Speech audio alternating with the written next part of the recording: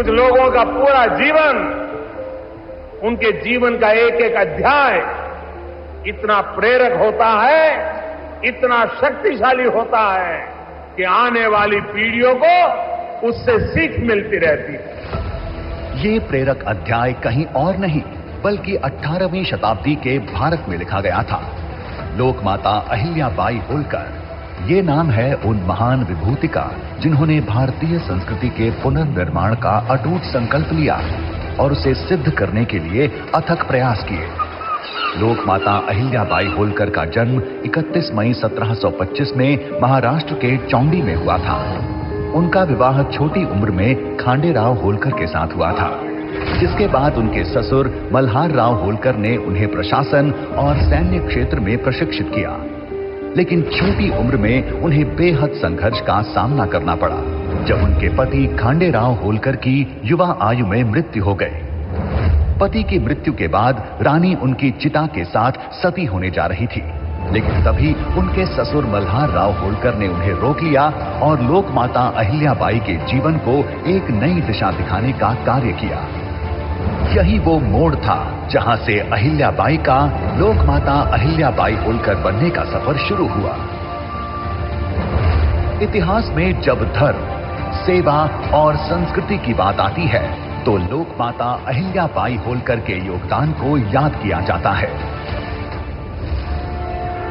इस दौरान उन्होंने सनातन संस्कृति की बागडोर को अपने हाथों में थामा और काशी विश्वनाथ मंदिर, सोमनाथ, अयोध्या, गया, द्वारका, रामेश्वरम जैसे पवित्र तीर्थ स्थानों का जीर्णोद्धार करवाया।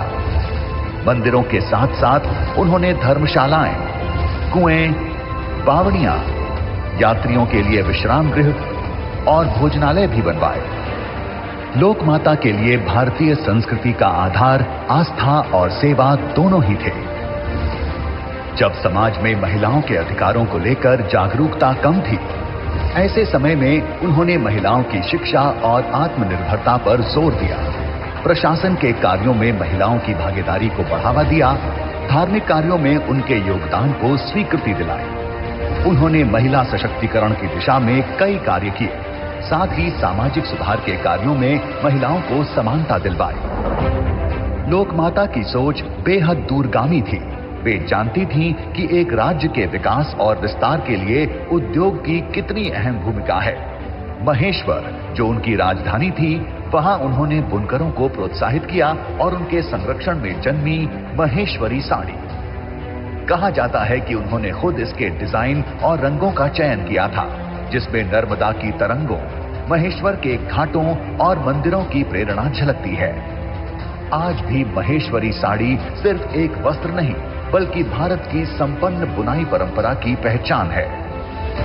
उनके इस अतुलनीय योगदान को स्मरणीय बनाए रखने के लिए सरकार द्वारा देवी अहिल्या सम्मान पुरस्कार एवं पुण्य श्लोक अहिल्या देवी होलकर महिला स्टार्टअप योजना जैसी कई योजनाएं और कार्यक्रम देश भर में संचालित किए जा रहे हैं। आज उनकी 300वीं जयंती के अवसर पर हम लोक माता अहिल्याबाई होलकर को विनम्र श्रद्धांजलि अर्पित करते हुए शत शत नमन करते हैं। देवी सज्जनों, इस शूरवीर विभूति के सम्मान में आज का ये महासम्मेलन आयोजित किया गया और इस पर माननीय प्रधानमंत्री जी द्वारा अनेक जन कल्याण की योजनाओं का आज लोकार्पण किया गया।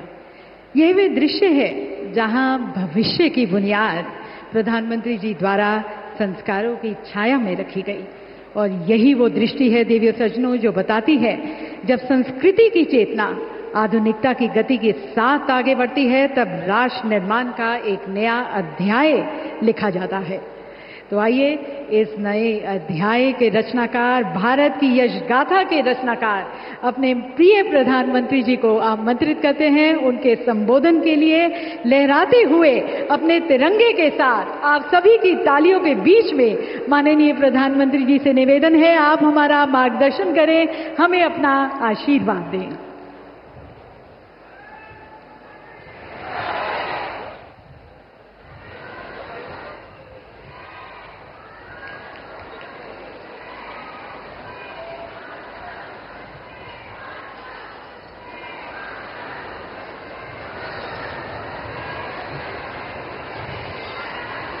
मध्य प्रदेश के राज्यपाल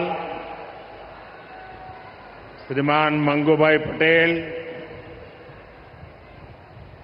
हमारे लोकप्रिय मुख्यमंत्री श्रीमान मोहन यादव जी, टेक्नोलॉजी के माध्यम से